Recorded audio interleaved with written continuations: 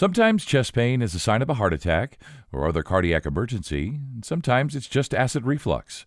My guest today is Dr. Ahmad Hadid. He's the medical director of the Kaplan Family Center for Cardiovascular Medicine and Interventional Radiology, and he's here to explain chest pain and give us a sense of when it's time to go to the emergency department. This is Doc Talk, presented by Montefiore St. Luke's Cornwall. I'm Scott Webb.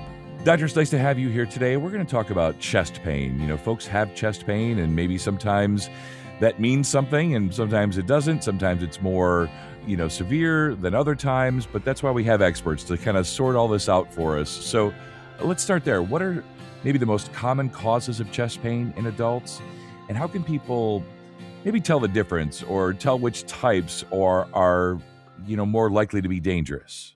Yes. So most common chest pain presenting to the emergency room, up to 35 to 50% resolve without definite diagnosis. But obviously, after safely rule out acute emergency like acute heart attack, pulmonary embolus, dissection, etc. Those are the serious finding that we should rule out anytime patient comes to the emergency room. The other common cause really musculoskeletal costochondritis, chest wall muscle strain, rib injury up to 15 to 25%. Gastrointestinal symptoms also could be up to 10 to 15%, like GERD, Hmm. acid reflux, esophageal spasm, peptic ulcer disease, etc. Cardiovascular life threatening, it's really not common, like up to 8 to 10%, 15%, which acute coronary syndrome, acute myocardial infarction, which known for heart attack, unstable angina, etc. Other causes could be psychiatric, psychological, Hmm. panic attack, up to 8 to 10%. Severe generalized anxiety are usually associated with hyperventilation, and other causes also respiratory, pulmonary, pneumonia, pleurisy, pulmonary embolism, blood clot on the lung, Hmm. up to 5 to 10%. The way the patient described their pain is very, very important feature. The cases that we should never miss are the most serious cause of chest pain, like acute coronary syndrome, heart attack, unstable angina. Yeah. And the way the patient describe it's like a pressure, tightness, heaviness, discomfort, dullness. A lot of time patients tell me, "Oh, I don't have pain. It's just a tightness. It's just a pressure. It's like heaviness." Hmm. I got one time an older patient. He described it as a bear hug. Another patient like a magma in his chest. And women describe it also differently, and sometimes they describe as the bra is too tight. It's usually heaviness, crushing pain, the ischemic type. Usually also the patient looks sick. They could be like pale, diaphoretic. Sometimes patient tell me that the feel of doom, like they gonna die. They know they are sick. Yeah, I see what you mean. So lots of things might cause chest pain, some maybe more serious than others. It makes me wonder, doctor, are there some maybe red flag symptoms that go together with chest pain that might suggest that it's a heart attack or, some other cardiac emergency? Yes, absolutely. Red flag, like a shock or hypotension, if the blood pressure is low, if there's altered mental status, the patient become like fainting, could be almost passing out, syncope, fainting, severe weaknesses, sometimes cyanosis, blue, in a pulmonary embolus, feature of the chest pain, crushing, heavy, pressure like last 10 to 15 minutes, associated with shortness of breath, associated with the sweating and nausea and vomiting, sometimes inferior wall myocardial infarction or heart attack. That's the inferior wall. It comes with, abdominal pain. They don't really complain of chest pain. They complain of abdominal pain, nausea, vomiting. Patient think it could be an ulcer or peptic ulcer disease, but it could Hmm. be heart attack too. Radiating to the jaw, to the arm, shoulder, or back, occurs with exertion. Sudden severe tearing pain radiating to the back, we have to always think of possible aortic dissection is a very serious condition. So those are red flag, and it's recommended to call 911 if somebody experienced that. Right.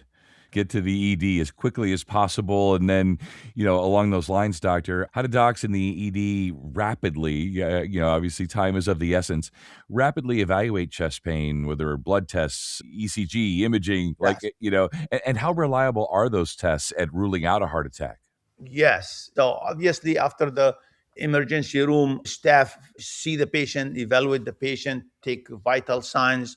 If it's suspected acute coronary syndrome, EKG is essential in doing that, and it should be done within 10 minutes, actually done and interpreted. Our protocol in the emergency room that the EKG technician right away take the EKG to the provider, let him look at it and interpret it to evaluate for acute myocardial infarction.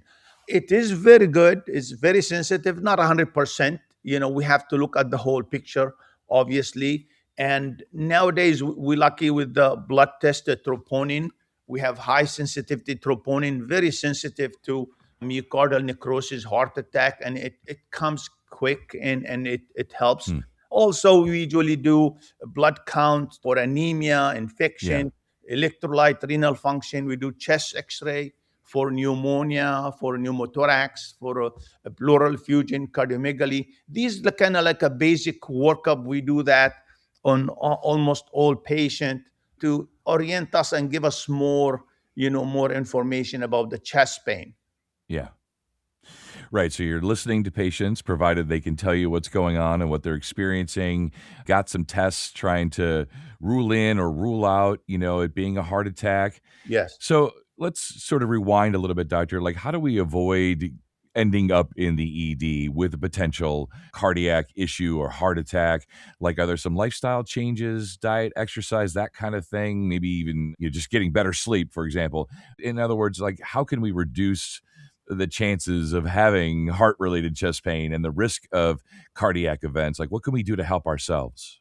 Yes, certain modifiable risk factor we do, good diet, good exercise, those things, for adults, especially with family histories, Hmm. recommended to check the cholesterol level to see, make sure it's as low as possible. Anything modifiable we can do, exercise usually up to like 75 minutes a week. Unhealthy lifestyle, certain things also not easy to measure. Stress, if we can do like exercise decreases stress also. So Sure. all those helps minimize the risk of heart attack and modify risk factor. Yeah.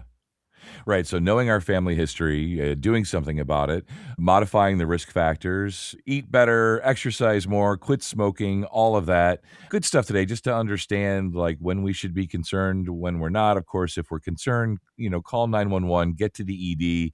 I just want to finish up and kind of go back in. You talked earlier about sometimes folks, maybe especially women, might experience atypical symptoms.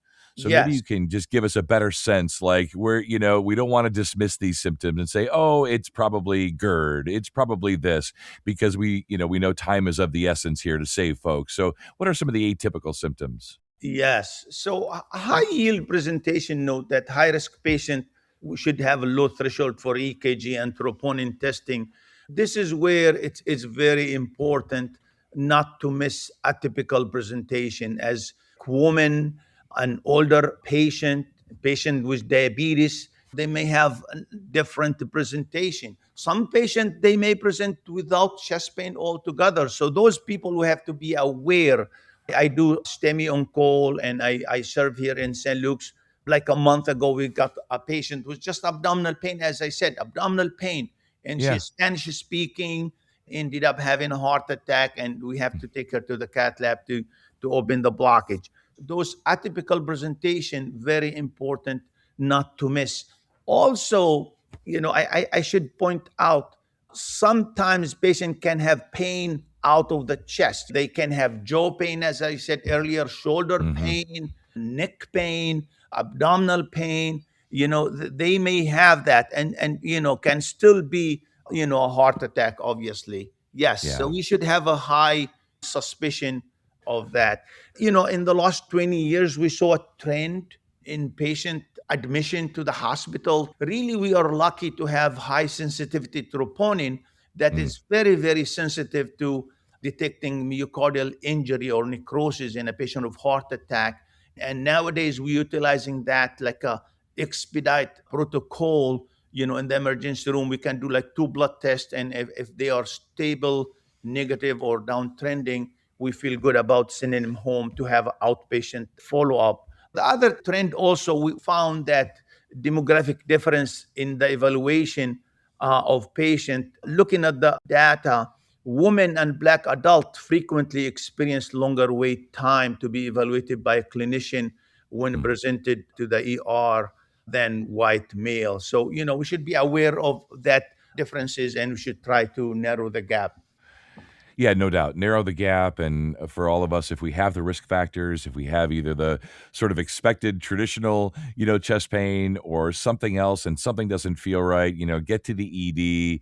Better to be safe than sorry, I think is the expression. So I appreciate your time today. Thanks so much. Thank you. Thank you. Have a good day. And to learn more about our cardiac services, visit montefioreslc.org.